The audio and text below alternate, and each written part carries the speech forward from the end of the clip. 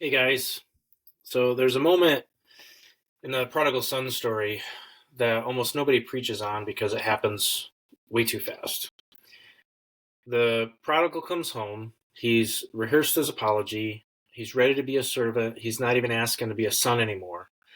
And before he can finish the speech, his father's calling on three things: the best robe, a ring for his finger, sandals for his feet.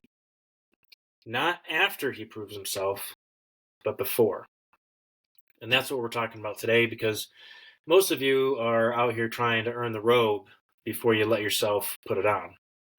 So welcome to Sundays with PP, short weekly resets to help you enjoy your youth, know yourself, and get ready for a future that's changing fast.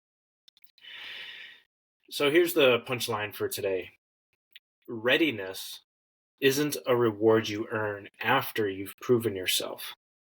Readiness is a posture you adopt before you feel ready, because the robe was waiting before the prodigal ever got home. There's a saying that I often heard that God doesn't call the equipped, he equips the called. Aristotle had a specific answer to the question of how you become a good person. It's not what most people expect. He said that you become courageous by doing courageous acts. You become disciplined by practicing discipline. The virtue doesn't come first and produce the action. The action, repeated, produces the virtue. This matters enormously for future readiness because most of you are waiting to feel ready before you act. You're waiting for the confidence to show up before you apply for a job, have the hard conversation, commit to the plan. Well, Aristotle would tell you that's backwards. The readiness is built by the doing, not the other way around. The son in the parable didn't feel ready when he turned towards home. He felt ashamed. He had a speech prepared about becoming a servant, not a son, but he turned and he walked anyway. The walking, the action taking before the feeling caught up, is exactly the kind of habituated virtue Aristotle is describing. In other words, you need to create good habits, and it's the habits that produce the results. It might sound familiar if any of you are happy or like James Clear's his book on habits. So doing the hard thing isn't about waiting for clarity. It's about moving while you're still unclear, because the moving is what produces the clarity.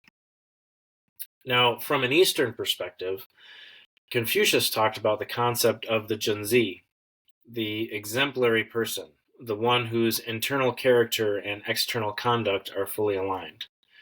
And again, I'm saying that as Junzi. Probably not at all how that's supposed to be pronounced. It's probably something like Jingqi or something like that. So sorry that I didn't look up pronunciation beforehand, but there again, that's why this process is showing you the process from start to finish, or a perfection of my journey in doing these videos.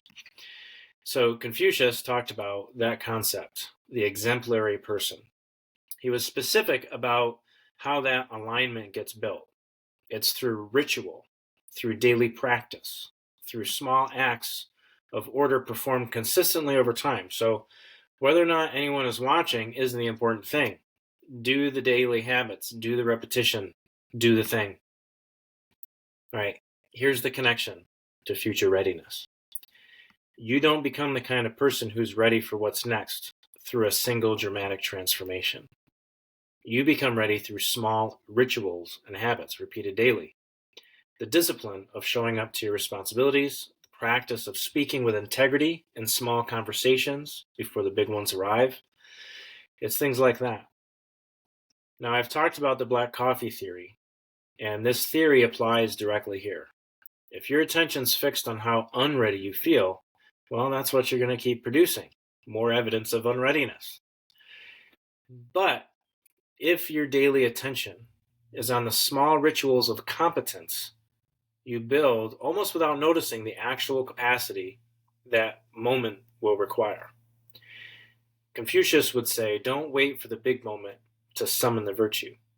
Practice the virtue daily in small things, and the big moment will find you already prepared. So in The Gospel of Luke, chapter 15, verse 22, it reads, "But the father said to the servants, 'Bring quickly the best robe and put it on him, and put a ring on his hand and shoes on his feet.'" Read that order again. The father doesn't wait for probation. He doesn't say, "Prove it for 6 months and then we'll talk about restoring your status." He restores identity first. The robe of belonging, the ring of authority, the sandals that mark him as a son and not a servant, before a single day of proven trustworthiness has passed. This is the theological scandal of the parable, and it's also the practical truth about future readiness that most people get backwards. You don't become ready by first proving you're worthy of the role. You step into the role, clothed in identity that was given to you before you earned it. And the living out of that identity is what produces the readiness.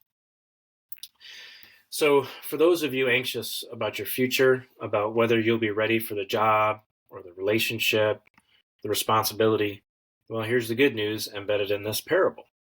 You don't have to wait until you feel qualified. The robe is already being brought out. Put it on. Walk in it. The fit will become more natural the longer you wear it. So here's one honest action that I want you to do. Identify one area of your life where you've been waiting to feel ready before you act. Whether it's a conversation, an application, a commitment, a responsibility you've been putting off until you feel more prepared. Put the robe on anyway. Take the action this week before the feeling of readiness arrives. Let the action build the readiness instead of waiting for the readiness to permit the action. The robe was waiting before he ever got home. Readiness isn't something you earn first and act on later. It's something you step into, and it becomes real the longer that you wear it. You do not rise to the level of your goals. You fall to the level of your preparation, which is a quote from John Maxwell, paraphrase quote. So if you've been waiting to feel ready, I hope this gave you permission to move first.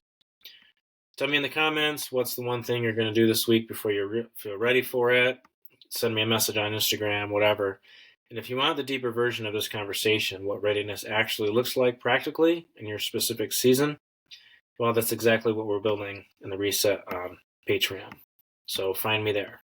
Anyway, as always, love you guys. God loves you. Peace.